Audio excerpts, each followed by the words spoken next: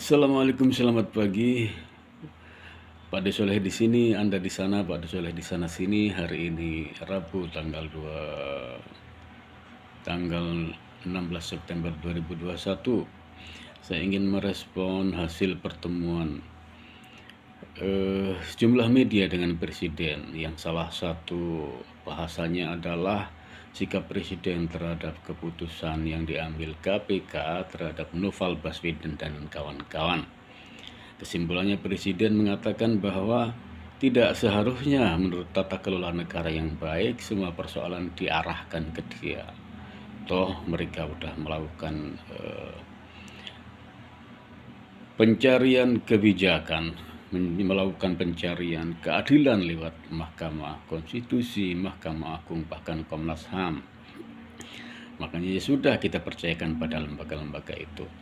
Menarik bahwa begitu istimewanya Novel Baswedan dan 56 teman-teman lain mantan penyidik KPK itu, begitu banyak lembaga negara, begitu lama waktu diperlukan untuk memutuskan mereka, kurang lebih 56 orang itu tidak sebanding dengan bagaimana Presiden harus mengelola hampir 270 juta manusia Indonesia. Semua menggantungkan pada Presiden. Kalau Presiden memberi titik tekan, mengistimewakan kepada 56 ini, energinya luar biasa sia-sia.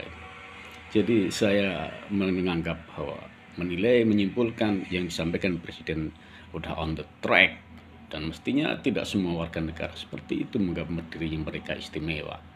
Itu pertama. Kedua, sejatinya pembebas tugasan atau istilah apapun, atau dalam bahasa yang lebih keras, kasar, itu bahasa buruh, itu pemecatan yang dilakukan oleh KPK, yang dilakukan oleh Ketua KPK sekarang Firly dan kawan-kawan terhadap Novel Baswedan dan kawan-kawan itu terlambat. Kenapa terlambat? Sejatinya idealnya mereka ini satu tim dengan pimpinan KPK era 2014-2015, atau bahkan sebelumnya era setelah Antasari Azhar mulai 2011, waktu itu ketuanya adalah Bushro Mukodas, kemudian beralih kepada Abraham Samad dan kawan-kawan termasuk Bambang Wijoyanto. Nah, mereka ini sangat kompak, satu tim dengan penyidik yang dikomandani oleh Novel Baswedan. Kita bayangkan bahwa hampir 10 tahun, satu dekade, mereka mengendalikan, mereka mendesain, mereka melakukan eksekusi terhadap persoalan korupsi di negeri ini. Oke, bahwa pengalaman dan semacamnya, jam terbang dan semacamnya itu dipentingkan dalam tata kelola terutama penanganan korupsi di Indonesia. Tetapi apapun namanya, masalah hukum, lembaga hukum, atau unit-unit hukum yang dikelola oleh satu tangan, dikelola satu kelompok dalam waktu lama, satu dekade, 10 tahun, itu sangat berbahaya. Kita lihat bahwa tidak ada namanya kalapas itu melebihi 2 tahun. Kenapa begitu? Karena di situ banyak sekali kepentingan yang biasa hitam menjadi putih atau putih menjadi hitam dan semacamnya. Jadi sangat ideal bahwa itu Novel CS itu sejatinya itu dialih tugaskan atau apapun istilahnya, itu satu paket berbarengan dengan Bambang Wijoyanto, berbarengan dengan Abraham Samad dan kawan-kawan. Itu sangat terlambat sebenarnya. Nah, keterlambatan itu menimbulkan efek luar biasa. Mereka punya catatan, nyaris hampir semua elit politik, nyaris semua ketua umum partai politik di Indonesia, mereka punya catatan hukum, nyaris semua menteri, nyaris semua gubernur di Indonesia, dan catatan hukum itu ada di tangan mereka. Catatan hukum ini seperti pisau bermata dua. Kalau dia dijalankan secara baik ke kanan, maka dia akan berfungsi seperti umumnya pemberantasan korupsi. Tapi sebaliknya dia juga bisa diarahkan ke kiri untuk menepas lawan-lawan politik ketika dia menginginkan jabatan publik tertentu. Dan di Indonesia lazim seperti itu.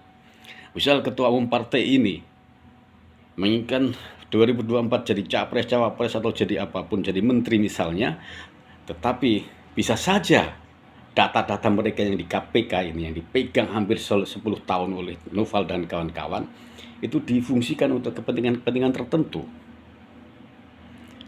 Ini makanya sangat berbahaya ketika lembaga hukum dikendalikan oleh satu kelompok dalam rentang waktu yang lama. Makanya sangat terlambat. Kemudian yang kedua, saya menilai bahwa ketidakterimaan dia tidak menerima karena tidak lolos KWK, TWK, tes wawasan kebangsaan. Itu ketika dia tidak menerima bahwa dia tidak lolos, kemudian memaksa, kemudian menyerang balik dengan ini, penyingkiran dan semacamnya, berefek pada masa depan pemberantasan korupsi dan semacamnya. Oke lah, bahwa itu dalam konteks tertentu wajar, manusiawi. Seorang yang tidak bisa meraih mimpinya pasti dia kecewa, dan kecewaan itu bisa dilampiaskan, bisa diserang balikkan ke siapapun. Itu manusiawi, normal gitu kan. Tetapi kalau terus menerus bahwa dia udah tidak berhasil, dia gagal melampaui tes itu, kemudian melawan, perlawanan itu sejatinya adalah pembangkangan. Dan kita tidak mengenal namanya pembangkangan, disersi, dan semacamnya, baik dalam tata negara, baik dalam tata militer, apalagi dalam tata misal di pesantren. Semua harus mentaati pimpinan. Bahwa pimpinan yang dihajatkan saat ini, Firly dan kawan-kawan yang menghajatkan saat ini adalah penyidik-penyidik yang seirama dengan dia, sefrekuensi dengan dia. Sama ketika Abraham Samad, Bushro Muqaddas, dan Bambang Wijoyanto itu membutuhkan penyidik-penyidik semacam Novel Baswedan, satu frekuensi mereka. Kita hormati itu. Kalau kemudian Firly otoritasnya kita ganggu dan semacamnya, padahal dia telah mendapat mandat dari undang-undang, mandat dari presiden untuk mengawal gerakan anti korupsi, pemberantasan korupsi di Indonesia. Bagaimana itu? Negara udah memberi mandat, undang-undang memberi mandat, presiden memberi mandat, tetapi dibangkang oleh orang-orang yang kecewa. Jadi harus legowo, tidak boleh pembangkangan semacam itu.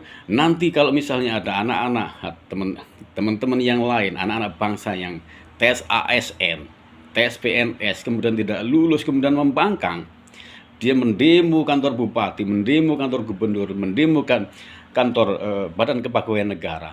Apa jadinya negeri ini? Jadi harus tidak boleh membangkang kepada keputusan negara KPK, negara Firly, karena dia mendapat mandat saat ini. Sama ketika tidak ada orang yang membangkang waktu itu Antasari Azhar, Abraham Samad, Bushro Muqaddas, Bambang Wijoyanto dan semacamnya. Itu yang kedua. Waktunya terlambat pertama, kedua pembangkangan, kemudian yang ketiga adalah arogansi. Saya menangkap bahwa dia kesana kemari ke kelompok 56 ini, ke Komnas HAM, ke Mahkamah Konstitusi, ke Mahkamah Agung sebagai bentuk ekspresi tidak terima terhadap mereka tidak lolos, tidak terima karena disingkirkan dari KPK. Kemudian dengan berani kesana kemari, ini adalah bentuk arogansi, padahal mereka tidak membawa emblem negara, tidak membawa emblem KPK. Seperti itu arogannya. Saya membayangkan seperti apa ketika dia pakai emblem negara, pakai emblem KPK, jadi penyidik utama, kemudian dia melakukan pemberantasan korupsi. Seperti apa mengerikannya manusia seperti itu. Ketika udah lepas dari negara saja masih berani seperti itu, luar biasa. Kemudian yang terakhir adalah saya agak geli ketika mendengar bahwa pemberantasan korupsi masa depannya suram ketika mereka diberhentikan. Seakan-akan yang bisa menyidik, seakan-akan yang bisa melakukan operasi tangkap tangan adalah Novel Baswedan dan kawan-kawan. Sementara penyidik-penyidik lain tidak bisa. Begitu istimewanya mereka itu. Jadi bahwa mereka sanksi penanganan pemberantasan korupsi di Indonesia ini, sanksi masa depannya, sanksi arahnya. Ketika mereka diberhentikan, sanksi bahwa tidak ada satupun penyidik yang bisa melakukan OTT. Sanksi tidak ada penyidik yang bisa menangkap, membawa, memproses para koruptor. luar biasa. Jadi manusia Indonesia 250 juta lebih itu, menurut mereka hanya 56 itu yang bisa melakukan kerja-kerja anti korupsi seperti itu. Padahal kita punya lembaga namanya polisi, jadi situ melakukan rekrutmen anggota Polri secara reguler. Kita punya badan intelijen, rekrutmen anggota secara reguler pula. Kita juga punya ahli-ahli IT, punya ahli-ahli macam-macam di kampus-kampus terbaik kita.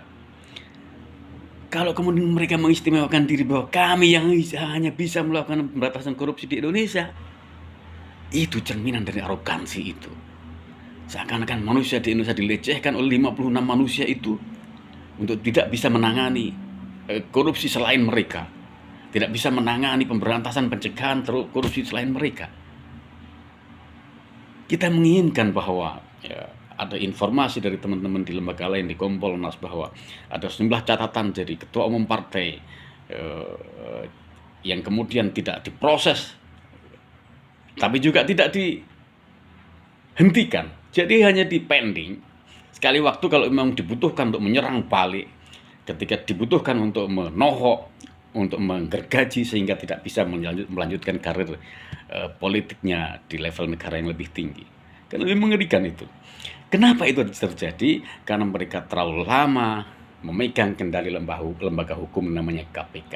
Lagi-lagi bahwa sejatinya lembaga hukum itu tidak boleh dikendalikan oleh satu orang, satu kelompok lebih dari 2 tahun, karena dia akan membangun rezim di sini, memegang data semua orang dan kemudian dimanfaatkan bisa saja untuk kepentingan-kepentingan non politis, untuk kepentingan-kepentingan non pemberantasan korupsi.